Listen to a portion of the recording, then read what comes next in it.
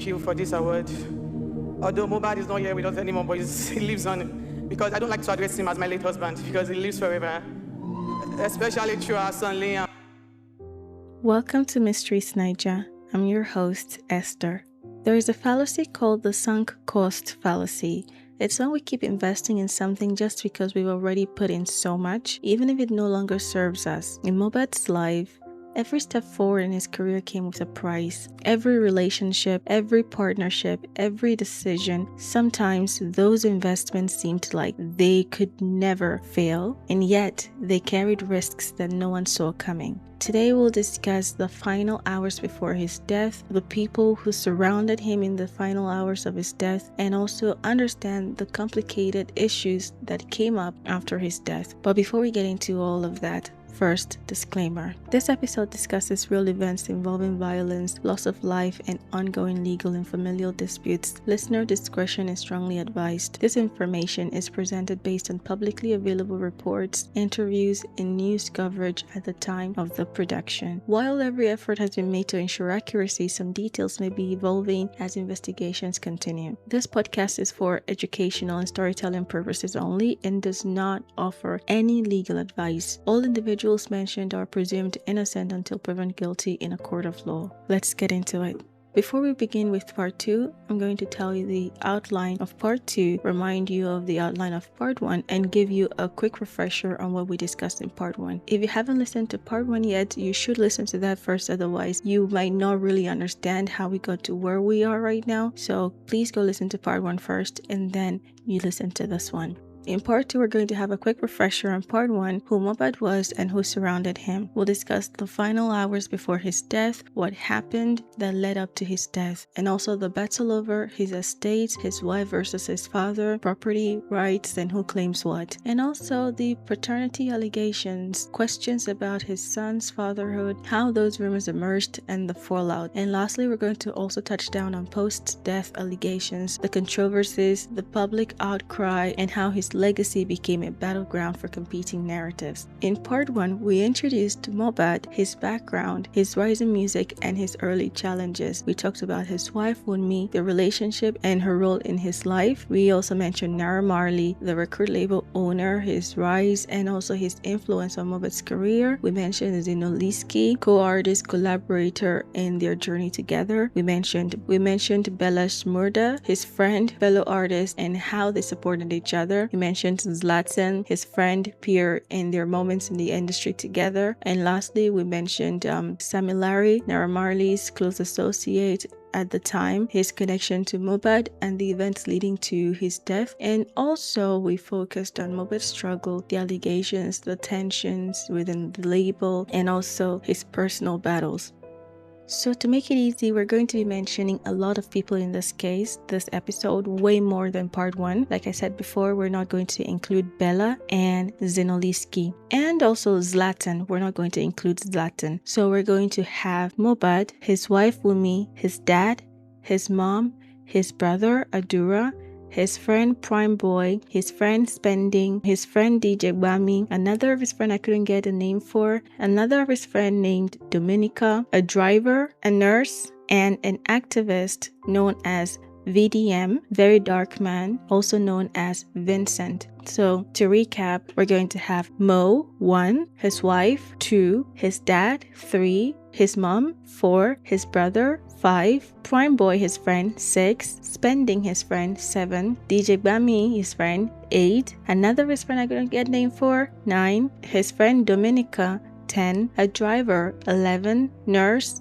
12, and an activist, Very Dark Man, 13. So we're going to have 13 names. It could easily get chaotic and confusing if I just go by timeline, because then we'd have to go through 13 people all at once in each timeline. On Monday of this date, this person said this happened, this one said this was what happened on that day, the other said this, another said this, and then on Tuesday, this person said this, another said this, and go through all 13 and then move to Wednesday. It will be very hard to understand. It would be hard for me to even remember the details. So instead, I arranged it in a way that instead of going by timeline for all the people involved all at once, I'm going to go by people and their reports and recounts of what happened on that day. I'm going to go through everyone's recount of what happened that day except for Mo, as he's not here to speak for himself. We're going to go through his wife, his dad. I'm going to skip his mom, and I have a reason for doing that, so I'm going to explain when I get to the mom's part, and I'll skip the bro as well. And Prime Boy, he did speak up a bit about the situation, so what he did say, I'm going to report that as well. I'm going to go through spending after. I don't have any words that I found from DJ Whammy, so we'll skip him as well. And then we'll go to the friend that I didn't get a name for.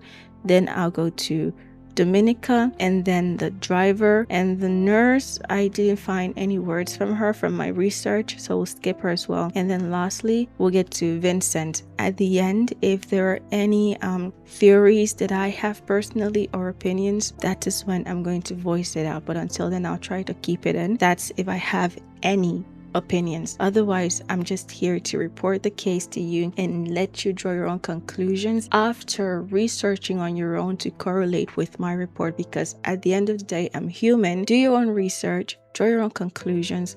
In part 1, we talked about how Mohbad was introduced into music and how the others were also introduced to music, how they found each other, and him meeting his wife, and they got into a relationship eventually. They started dating, they got married, son together, AFCC NDLEA raid, and him getting hit on the head, his anxiety afterward, and the report that he filed a petition to the police for help over the vandalization of his equipment during a shoot. We touched on all of those, and we're going to go through them again as these people come out to defend themselves and to provide another side to the story.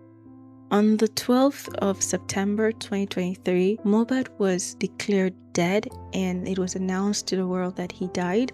Initial report people got was that he died as a result of an ear infection from when he was hit on the head. He had lasting pain that bothered him, really caused him so much discomfort. That was the first report that was being reported. Afterwards, it was changed to there were other reasons as to why he died. Reasons like he got a cut on his arm. Even though everyone said the cut wasn't big enough to kill him, it was said the cut was the trigger, as he got an injection from a nurse who was not qualified to be treating anybody. The injection must have had an allergic reaction or side effects that ended up ending his life.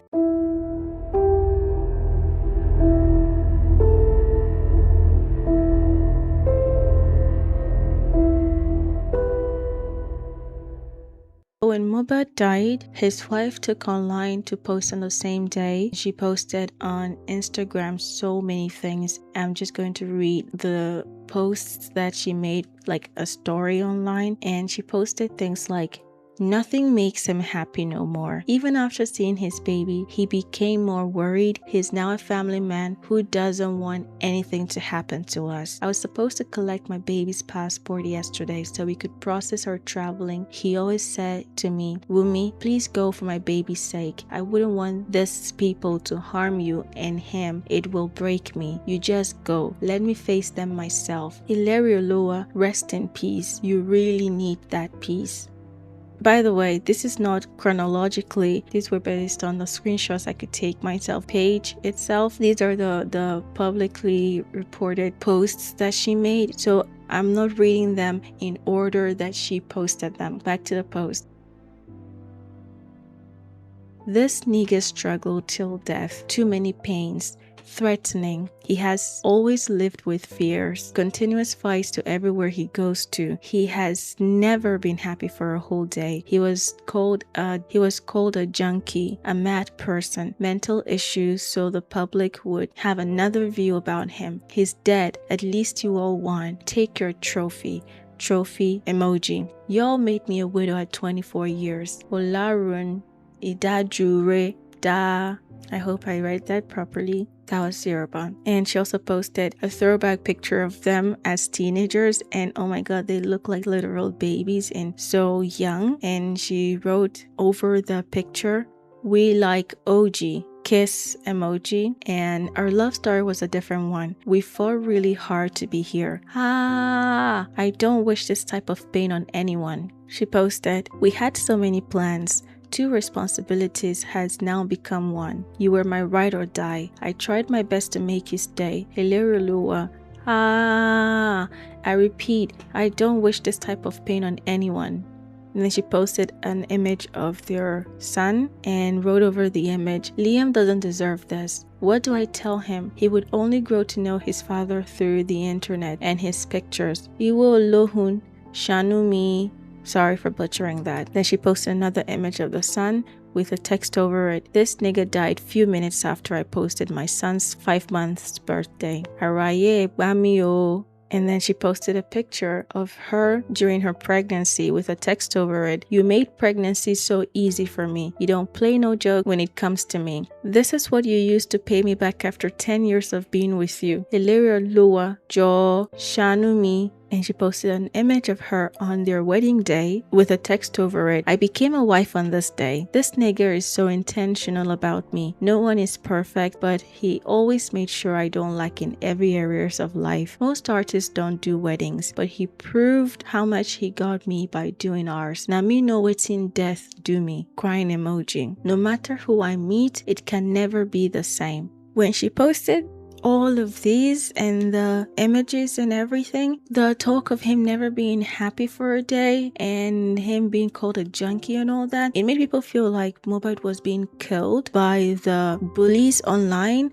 the same people he posted online saying that they were after his life. So people started pointing fingers at Naira Marley, Samilari, and the people in the Marlian house, which is the Marlian music label headquarters, the house where they run the business from. People were after them. They were ready to draw blood. They were asking questions. They were asking for punishment. They were asking for justice. For 2 years, she didn't come out to tell people what really happened on that day because people were asking what happened on that day. What happened on that day? Around that time, the father-in-law was the one doing all the public talking. He was talking about the death of the son, what led to the death of the son, asking questions, and also raised questions about the paternity of the grandchild because someone online, an activist, mentioned it at first, and eventually the father-in-law started considering it, voiced it out as well. And for over 2 years, she stayed silent. People were wondering, were asking her, come out and tell us the side of the story. Why are you not saying anything? You just posted these texts. Yes, it shows you're in pain, but we also want to know what happened. Come tell us. People were so angry that she said nothing. Again, I want to use this chance to say I'm not here to support anyone or to judge anyone. I am ultimately on the victim's side. In today's case, there are a lot of victims. At the end of the day, all the other victims can speak up for themselves. They can come out and defend themselves. She wasn't saying anything. People were asking her to come say something to them, and she stayed silent for over 2 years. Eventually, she started talking. She had a couple of interviews where she spoke about the whole ordeal, and I must say, she sat for a lot of interviews. And one thing I can say is that her story was pretty much the same.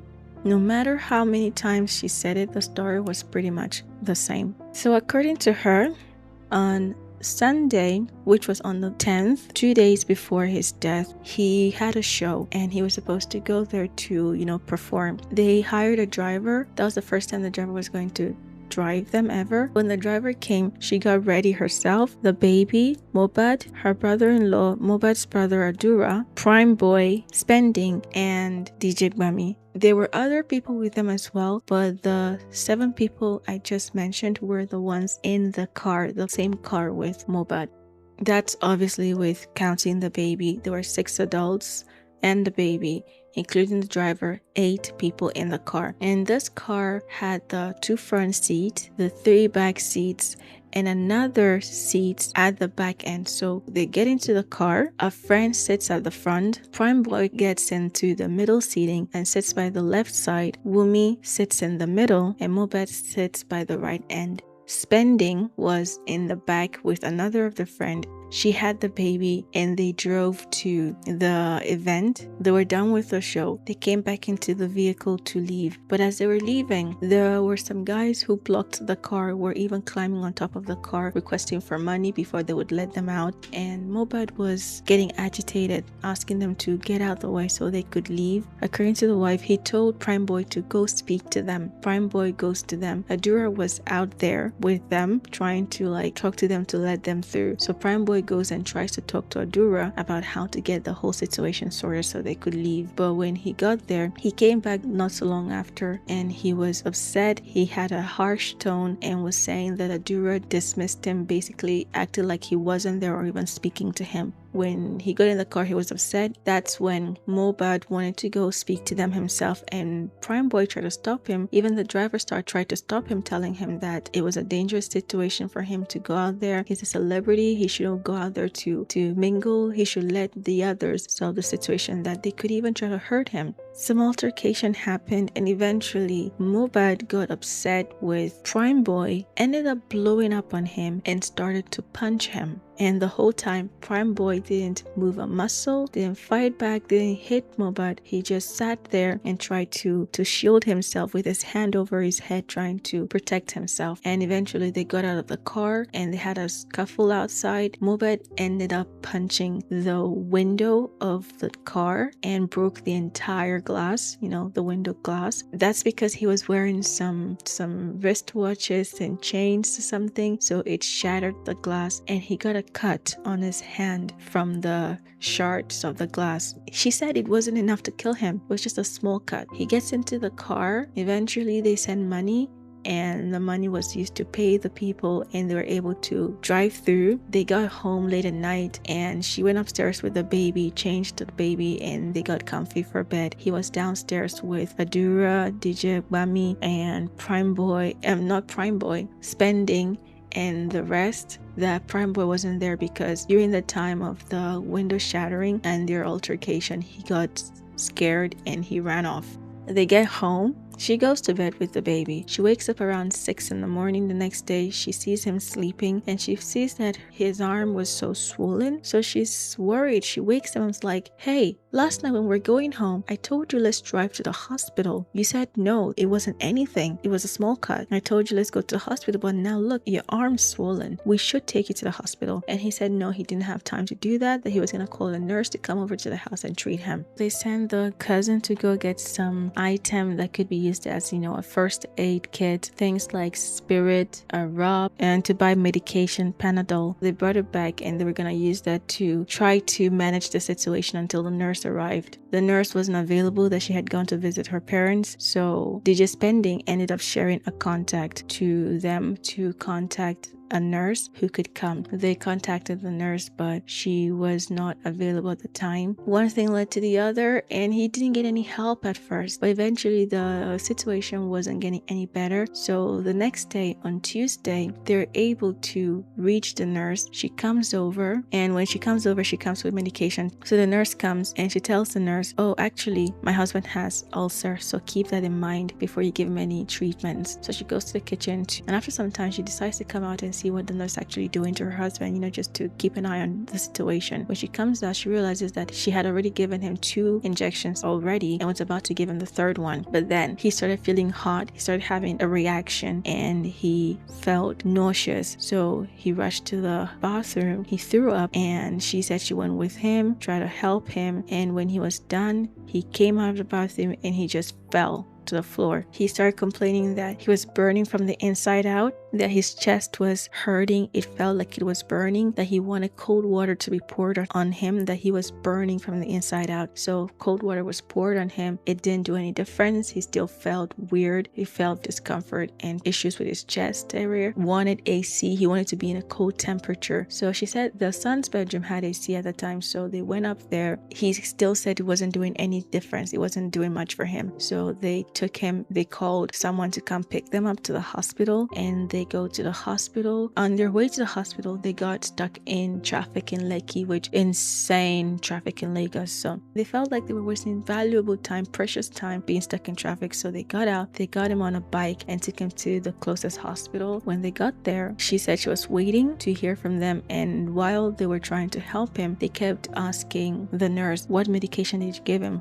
What help? What have you already done to him, so we know how to counteract that, how to help him? And she was talking to them, explaining everything. And after some time, they came out to them and told them that he was dead. And she said she was in disbelief. She didn't believe. She actually thought they were joking with her, or just, saying nonsense to her, because she's like, I just saw my husband. He was alive and fine until he just got a medication not too long ago. And now you're telling me he's dead? How? Why? When? Why? So she said she didn't believe them. So she demanded he should be released back to her. They handed him over to her. She got him in a car and took him to another hospital. And they got there. The same thing happened again. They questioned the nurse to know what she gave him and what treatment she had already given. She again did all the explaining to explain to them. They came back to her and told them that again, he was dead. She said she still didn't believe it because it was like a shock to her. And this day was their son's 5th month anniversary. So she couldn't believe that our son just grew a little older, and here it is, we're losing our head of the family, we're losing even our father. So she was still in so much disbelief that she said, no,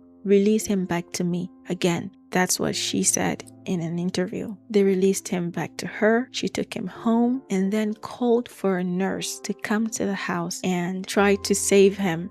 I guess people grieve in different ways, because 2 hospitals have declared him dead and another nurse to come help him. But again, you can't judge. At the end of the day, people grieve in different ways, and the brain is a very funny organ. So she says she calls another nurse to come. Again, nothing could be done. That was when the family was informed. They were already aware of situation before them, but they were now informed that he was dead, and they came over. They held the nurse at first until his father arrived, thinking that she could give more information as to what happened. He was fine and breathing and well, just a swollen arm. You gave him injections and now he's dead. Explain why. But when the father arrived, he told the nurse that she could go. The whole other situations after that, it's a very long story. The next day, the husband is buried. In a different interview, she said that she wasn't even aware that her husband was going to be buried the next day. She found out online that the husband was being buried because people posted about it. People were there. They were live streaming. They were posting the whole thing. So she went. That's when she realized that the coffin that the husband was being buried in was way smaller than his actual height. And when she looked into it,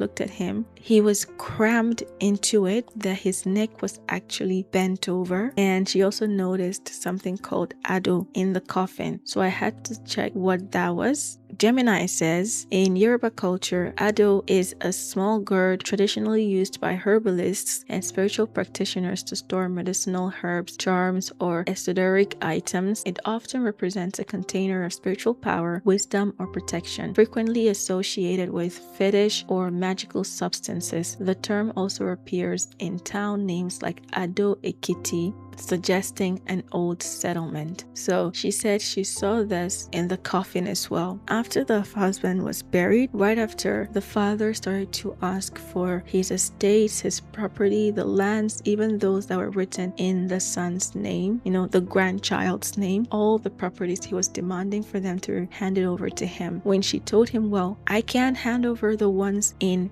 my son's name, your grandson's name, because your son gifted it to him, our child together. I can't hand it over to you. This is for his future. And she didn't even say it herself. She said it was said through her late husband's lawyer. And the father-in-law blew up on the lawyer and was saying to the lawyer, according to Wumi, that who is the grandson to fight him over his own son's property? So including the property in the grandson's name, that he wants them all. She also said that at the husband's funeral, father-in-law tried to take the grandson away from her, that she even had to sneak out with him in a bag, like a polythene shopping bag, just to conceal she was taking him away from the place, just to keep him with her. She said she didn't even have any chance to grieve the death of her husband. People people were online slandering her and making all forms of accusations, calling her a cheating wife, an adulterous woman. That intimidated her that she couldn't even come out to tell her story for that long, for over 2 years. She couldn't tell her side of the story because she felt like no one was gonna believe her, because the whole time that she was silent, people were saying all manner of things about her and the public believed it and went on with it. So she felt like anything she could say at that point would only fuel their confirmation bias. They wouldn't believe her even if she had physical proof.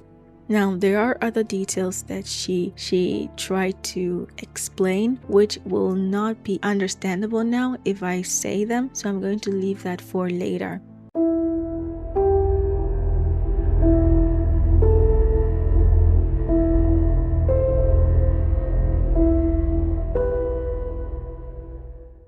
Mohbad's dad was also very vocal about it. According to him, on the 12th of August 2023, but I think he meant to say 12th of September, but he said August because the timeline of everything he says is the same as the news reporting of his death, but he just said August instead of September, so I think he meant to say September. But he said on the 12th, around 4 p.m. in the evening, he got a call and was told that his son was sick. He wanted to go there immediately to check on him, but Mohbad's mother was also called the entire time and she was being told what was happening, and he was offended by the fact that they weren't speaking to him. Why were they speaking to the mother and giving her updates instead of him? When he was planning to go to the hospital to check on Mohbad, when he was told his son was sick, he got another call telling him not to worry anymore, that he was better and they were going home. He heard they were going home and was like, okay, I'm just gonna go home and check on him and get filled in on what happened. Eventually he got there. He said he went to the room that he usually meets the son in, and when he got there he found a bloody bed sheet and asked him what happened, and that's when he was filled in on the whole incident with the arm and the bleeding and the nurse and the injections and everything. And he asked to see his son and he was told that the son was dead. He couldn't understand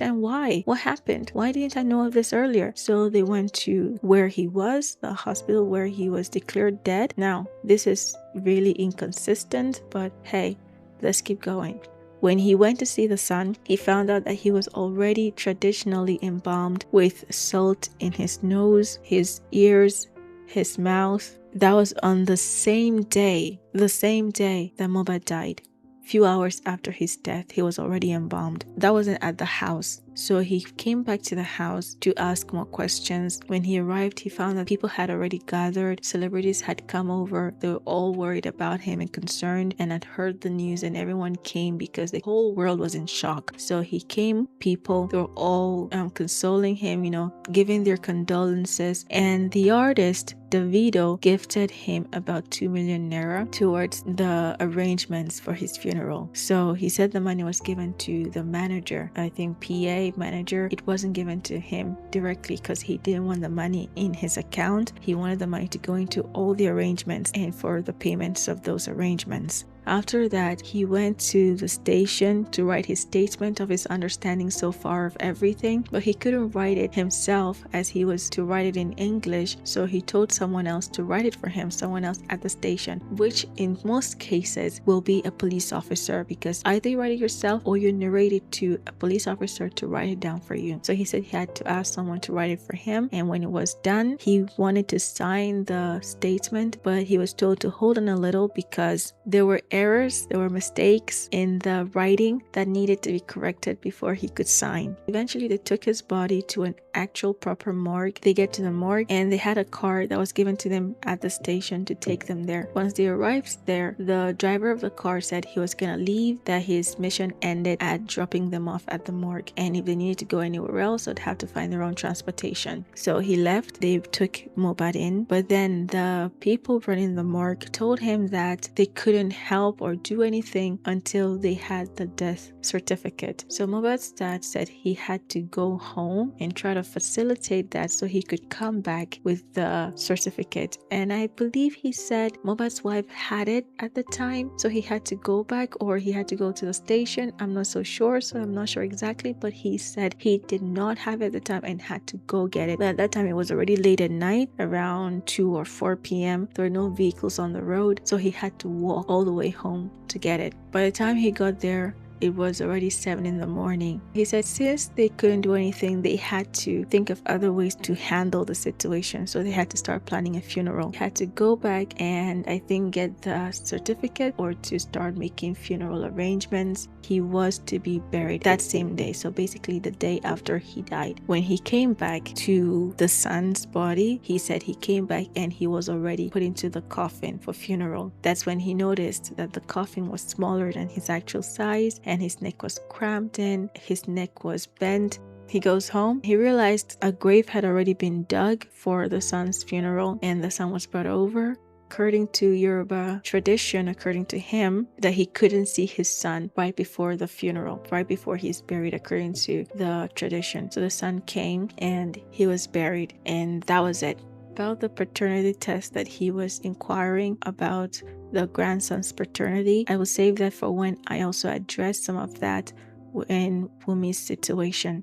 Prime Boy got arrested, put into prison for about 4 months, I believe, over the death of Mohbad, and it was believed that he must have killed him traditionally, with charms and black magic. He was investigated about the case, and eventually he was released as having no involvement in the case. And that was also around the time that he posted a video was saying that he had nothing to do with the death of his friend. At the time he was saying this, nobody really believed him. People didn't believe him. They thought that he was involved. But other friends would come out to say that Prime Boy couldn't have been involved because of the nature of the relationship. And even the night that he was being beat up by Mohbad, that he never raised his hand to Mohbad. He didn't even say anything. All he kept saying was, brother, don't do this. I can't hit you back. I can never do that to you. I can never do that to you. Please don't do this.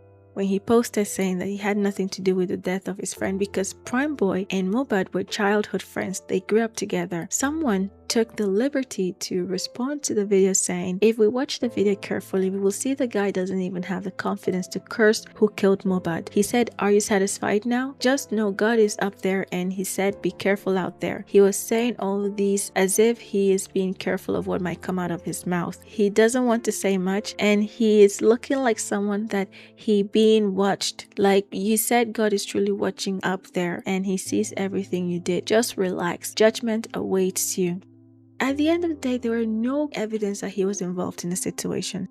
Next, we have Spending. Spending also gave his own recollection of the Sunday they all went for the show. And he said they all got in the car, they went to the show, just like Wumi said. On their way back, the same incident occurred where the car was being blocked, and the incident with Prime Boy and all of that, and how the money was sent for them to let them pass. He also said on their way back, Mohbad and his wife started to fight in the car. They started verbally fighting each other, and at some point, the wife's hands were on his shirt, like kind of grabbing it. And he said while they were fighting, the wife said to Mohbad that he borrowed money from her mother, and Mohbad was like, I'm going to pay you back the money. I will pay you back in fact, I will pay your mother back with interest. Besides, I give your family money all of the time and I never talk about it. Now you're saying that your mom lent me money. I'm gonna pay it back. I have a few shows. Once I go to them and come back, I'm gonna be loaded and I'll pay it back. And according to Spending, in an interview that he had with Very Dark Men, he said Wumi threatened to end Mohbad's career and said she was going to end his career just like Lil Frosh's girlfriend ended his career, that she was going to do the same to him. They fought to the point that the baby was handed over to him, who was at the back of the car. He was now holding the baby. At some point, she demanded the driver to stop the car, and she got out of the car and was outside. They had to beg her to get back in the car, and while that time that they were trying to beg her to get in the car windows were down. It was really chilly because it was late at night and the baby was in his arm. It was cold, so he had to take off his shirt to cover the baby,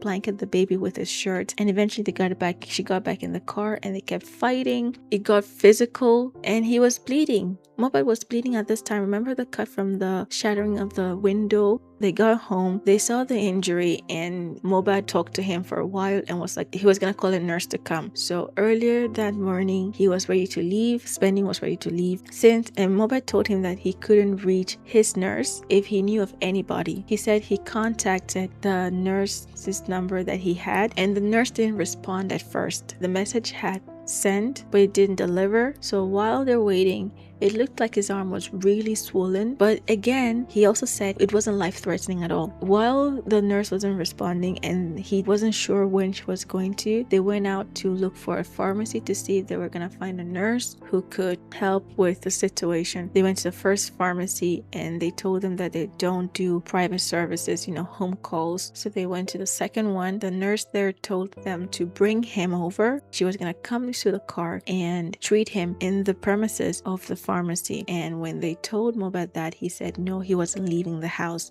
They came back and the cousin went to get some first aid treatments, like I mentioned before, the Panadol, the spirit, just to clean the wound. And he left. Before he left, he typed in the number of the nurse into Mohbad's phone. He went home, and then on Tuesday morning, he was called by Mohbad, and Mohbad was asking for the number of the nurse because he typed it in, but Mohbad couldn't tell which of the numbers in his phone was the nurse's, so he had to share it again. The nurse was contacted, and she was available, so she came. Now he's not sure of what happened after that because he wasn't there. All he knows is that a few hours later, he got a call that Mohbad was dead, and he was in shock because he just saw him the day before. He was young and healthy and strong, just a swollen arm that shouldn't have killed him, and now he's dead. He was also arrested and locked up while investigations were carried out, and eventually he was also released as well. Now the next person we're going to address is the driver. Eventually the driver comes out to tell his own story, and he also, again, the stories are almost similar. He comes, he picks them up. He also says that the same people that were mentioned before were the same people he picked up in his own vehicle. They got there, the show was over, he picked them up to go home, and again the whole situation with the paying of the guys to let them through. His own story that's of interest is the Wumi and Mohbad's fight. At first, when he picked them up, he didn't know who he was picking up. He just thought it was just a person who needed a driver. He drove them to the show, and while he was on his way, there was a Naira Marley song being played. Mohbad was also featured in the song, and he heard the voice was similar. The voice in the music was similar to the voice of the person in the back of his vehicle, and they asked him, "Don't you know who you're carrying? You don't know him?" And he said no. And they told him, "Oh, actually the singer you're listening to, he's the one in the back of your car right now." And that's how he realized he was a famous artist. The whole other incidents about the show being over and the people blocking the way and the whole issue with the paying of the money, the fight with Prime Boy. He also correlated that Prime Boy didn't raise a hand to Mohbad at all, and all of that was the same.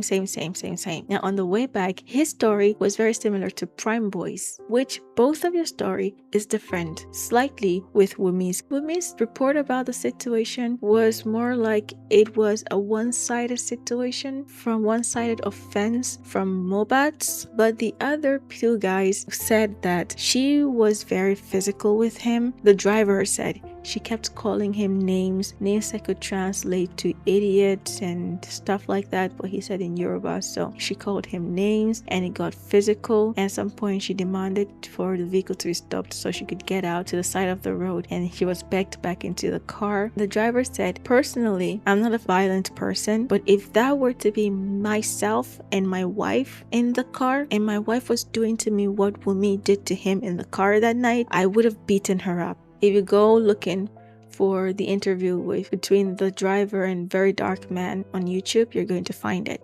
The driver also said the fight that night wasn't actually the first fight they had. They had a fight that morning when he was driving them to the venue for the show, and also later that night when he was driving them back home from the show. So that's pretty much it from the driver. Next person we have is the friend that I couldn't get the name. The friend said that he knew Mohbad since 2017. Remember in part 1 where I mentioned Mohbad tweeting about him being beat up because he wanted to change his manager and he went to the Marlin house and was beat up? This friend, he said that when he posted to the Marlin WhatsApp group that he wanted to have a change of manager, apparently, according to this friend, Tunde had said that he wasn't one to be controlled by his wife, hinting that Mohbad was being controlled by Wumi. So Mohbad said, Well, say that to my face, which was why he went to the Marlon house that day and the altercation ended up happening. Again, these are not my words. Every part of this episode so far, please, nobody should sue me. Like I said, these are all reports from these people. If you go online, go on YouTube, you're gonna find them. Do your own research. He also accused Mohbad's wife of having sexual relations with Mohbad's manager, who was a female, and also of having an affair with a male in the Marlon house. So a male member of the Marlon music label, perhaps someone who lived in the Marlon house. There's an audio. Listen to this audio.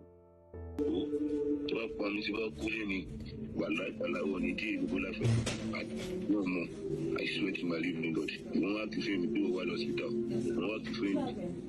You don't know anything. I swear you don't know anything. I swear to my living God. Me, ever since I've gone to the end of my life, I've been fucked up. This friend claims that Mohbad had found proof of his wife's affair, proof of her performing sexual acts on another person. The footage was in one of her old phones they had in the house, that he claimed there was proof of the affairs, and that he believed that he was being bewitched by his wife and the wife's family, that she had bought him and gifted him a ring, that ever since he wore it, he felt like he was enchanted. He was under magical influences, and he believed that the wife had done that to have him under her control. And he also claimed that, remember in part 1 I said that in that Cool FM interview where Mohbad said that his inspiration was him being away from the distractions and being at home and finding inspiration from the peace and quiet and writing and recording his songs. Well, this friend claims that actually the wife, she ruined all the friendship just to cut him off from all his friends and have him completely in her control. At one point during this interview, he got very emotional. He got very teary-eyed and had to keep wiping his eye, but try to stay strong and act a strong guy and not cry. But you could tell he was emotionally hurt and saddened by just talking about these situations. If you go find that video, go through Very Dark Man's page, YouTube, you're going to find most of these videos of these friends. So go there, you'll hear it from their mouths yourself. The next friend, Dominica. Dominica was Mohbad's friend, and according to her, she had a boyfriend who was friends with Mohbad, and eventually Mohbad started hanging out with her and the boyfriend because she got introduced to Mohbad through the boyfriend. And even when they broke up, she stayed friends with Mohbad, and she used to hang out with Mohbad and the girlfriend Wumi. At the time, they were just dating. They weren't married yet. They had a close friendship. They would go to his shows together. She was even featured in one of his music videos. She claimed Mohbad at some point before the EFCC and the LEA raid that he had told them he wanted to end his relationship with Wumi. He had told her and her boyfriend at the time, who was Mohbad's friend, that he wanted to end their relationship with Wumi. When they heard that, they wanted to go beg him, tell him, no, you shouldn't leave her, stuff like that. So they agreed to meet up and to have a drink and to try to make peace between the couple. Dominica was with Wumi on that day, and Dominica's boyfriend was with Mohbad on that day. And that's when Wumi got a call from the Marlon house that it was being raided the day that the EFCC, and the LEA went to raid the place, and Zinoliski and others were arrested. Wumi got the call. Dominica said they couldn't reach her because she didn't have any connection with the people in the house. So when she got the call, she called Mohbad and told him of the situation, and they all went there and they met each other there. So once they arrived and they saw the situation of the whole incident, Mohbad immediately told her to start recording. In part 1, I said he told Wumi to start recording. My apologies. He told Dominica, according to Dominica's word, he told her, not Wumi, to start live streaming. She started recording instead, and when he found that she was recording, he said, no, don't record, live stream, because it was really loud. It was chaotic at first. So when he told her to live stream, she thought he said she should record. So when he found that she was recording, he told her to live stream instead, and she started live streaming. And the whole time she tried to keep the phone hidden from the police so they wouldn't see that she was live streaming. She said her battery was at 20% and she was afraid the phone might die before the whole incident de-escalated. But the phone stayed up the whole time. While she was recording, they kept telling the officers to show their warrant, why they were there and all that. At some point, she said she had to drop the phone down, drop her hands down, and not record what was happening because, according to her, Wumi attacked one of the officers. She got up in his face, grabbed his hat, took it off his head, and tried to rip off his shirt. So she didn't want to show the whole world, because at that time they had over 8,000 people who had joined the live stream. So she didn't want everyone to see her being physically violent with an officer of the law. Somebody's out, where's your warrant? You look like a criminal. You guys take yourself out. You cannot bring your warrant. Take this nonsense from his hand. They were all being asked to get in the car. People who were trying to fight it were hit, and Wumi was also hit a couple of times. She was beat, but she escaped and wasn't arrested with them that day. And they got in the car as they were leaving. According to Dominica, the officers drove a bit away and backed up into Mohbad's brand new Lexus that he bought, drove away a little, and then rammed back in, drove off again, and rammed in the third time. When Mohbad noticed that, he started saying, "My car, my car, my car," and got all frenzied and panicked and jumped out of the car, the police vehicle, and ran towards his car. The officers ran towards him to apprehend him, and he struggled, so they started tug of war with each other. That's when the officers smashed the butt of the gun into his head over and over and over and over again. And that's where the head injury came about.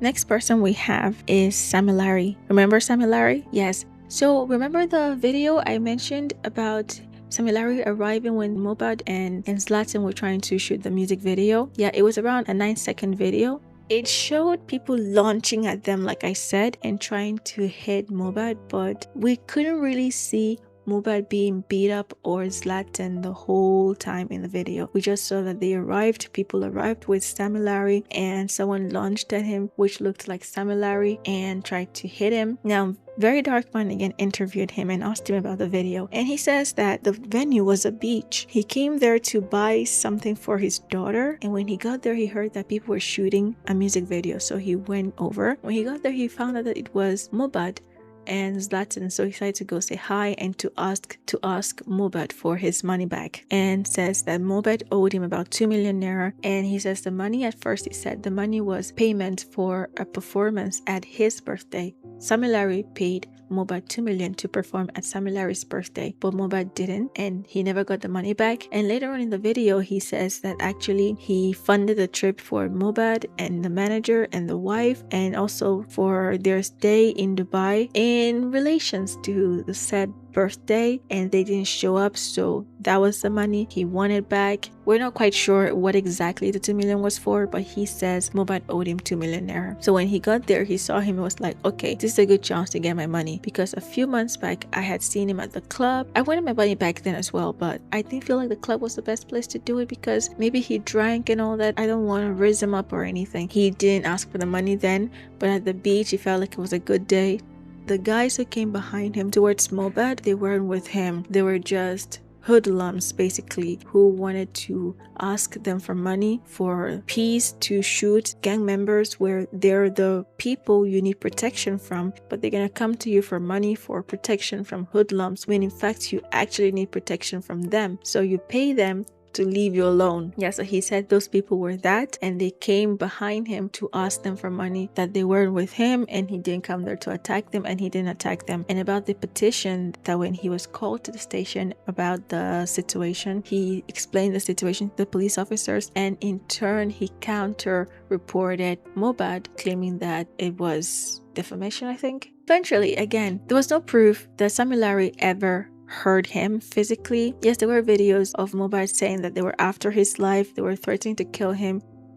Naira Marley, Aziz. Naira Marley actually gave an almost 2-hour interview where he explained the whole situation, and he came with receipts, and he showed the situation that eventually even Mohbad's father and mother came with Mohbad to apologize to him for all the online situation about him being beat up by the Marlians and about the bullying and everything, that he was never after Mohbad's life. He addressed the termination notice that was submitted by Mohbad Mohbad's lawyer before he terminated his contract with Marlin Music.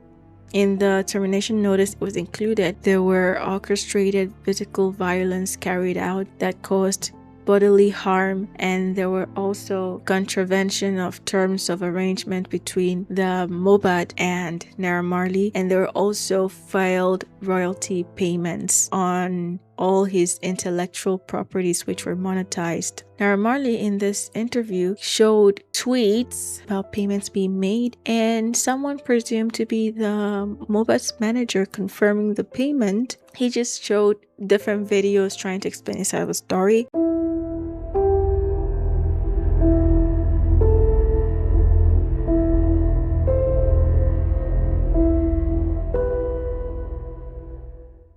Very dark man. He goes by the name Vincent. He's an online activist who always tries to find the truth when it comes to cases, whether it's true crime, whether it's injustice, whether it's workplace related or charity. He tries to help people fight their battles, people who feel they don't have the strength or the support to fight their battles. He always stands behind anyone who needs help and support. And he's also very controversial himself because he hops on almost every topic. He doesn't care, are you rich? Are you poor? Are you a male? Are you female? Are you a child? Are you an adult? If you need support, if you need help, he will fight for you. He is fearless, which there are people who like him and there are people who actually completely despise him. Regardless, in my book, I think he's doing a great job. In this case, he asks all the questions that nobody else wants to ask. He even questions the wife and everything. He tries to explain why he's asking certain questions. He tries to clarify why he's asking certain questions and asks for answers so the public knows. And if you can give him an explanation, everything will be out in the open and clear. Wumi posted online. The message was directed to Very Dark Man because she said, Vincent, for nearly 2 years, I have endured your harassment, false narratives, and attempt to obstruct justice for my late husband, Mohbad. Despite my silence, you have continued to spread misinformation, even going as far as questioning the paternity of our son, Liam. There's a lot more of the message, which is a very long one. Yes, Vincent did question the paternity because he questioned why is it that she's not telling us what happened that day. She's just posting about my pregnancy, our wedding, you've left me. He said she's making it all about herself, trying to distract people from what actually happened that day. And then he came up with a theory. What if with the allegations of her not being faithful to the husband, what if the child was actually not the husband? Since the husband was also making these claims about the wife, what if his death was not really about him or money or property? What if it was about the baby's paternity? That brings us to the father-in-law again. He requested for a paternity test, requested for the umbilical cord of the baby that he wasn't given when the baby was born. So he started thinking perhaps it wasn't given to him because the umbilical cord would show that the baby's paternity was different. It becomes very messy, and Wumi ends up, when she speaks about it 2 years later, says none of those were true. She wasn't unfaithful to her husband. After 7 days of Mohbad being buried, the audience, the public weren't happy. They still wanted answers because at that time there was no answers at all. So they asked for answers from the authorities, and the authorities had to exhume Mohbad's body 7 or 8 days after he was buried, and an autopsy was carried out, and the result was inconclusive, saying that because he was buried, the embalmment and everything else made it impossible to determine the cause of his death. According to the wife, that was the reason why they said it was inconclusive. So many people were arrested. All the people who were believed to be part of the bully squad, all of the people who were believed to have had issues with Mohbad, fought with him, his friends who saw him around that time, some of them were arrested and investigations were carried out, and ultimately they were all let go. Right now, the familial issues and conflicts are still ongoing and legal battles are still happening. This case is starting to morph into the land of no answers. At the end of the day, fingers are being pointed at so many people.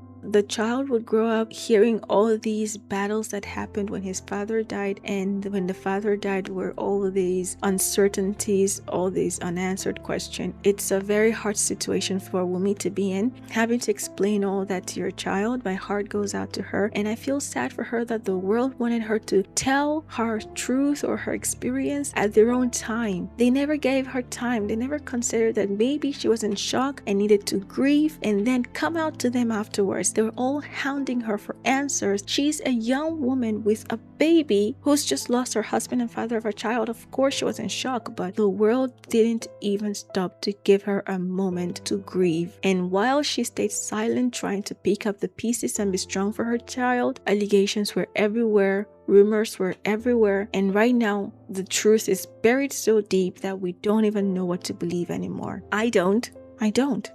That's where the story stands now. A young artist rises fast, builds a name, becomes part of one of the biggest movements in Nigeria, street music, and then dies suddenly, leaving behind more questions than answers. Since Mohbad's death, there have been investigations, public accusations, online theories, family disputes, interviews, and endless speculations. Some people are still waiting for closure, others believe the truth is already obvious, but beyond the headlines, the arguments, one reality remains. A person is gone. A family is shattered. As more information becomes public, perspectives may change, new details may emerge, but for now, this episode was about laying out the timeline, the friendships, the relationships, the allegations, and the aftermath clearly as possible from what has been publicly reported. If you have any thoughts on the case, keep the discussion respectful and grounded in facts. Thank you. And please, if you found this episode valuable, share it, follow the podcast, and support the show. Thank you so much for joining me today. I love you so much for spending time with me. Again, if there was anything lost in translation, anything miscommunicated, or anything untrue, or any information that should have been part of the case but was not, please do let me know in the comment below. I would really like to know your thoughts, and let me know what case you'd like for me to talk about next time. Stay safe, take care of yourself, be your brother's keeper, live and let live. I'll see you in the next one. Bye.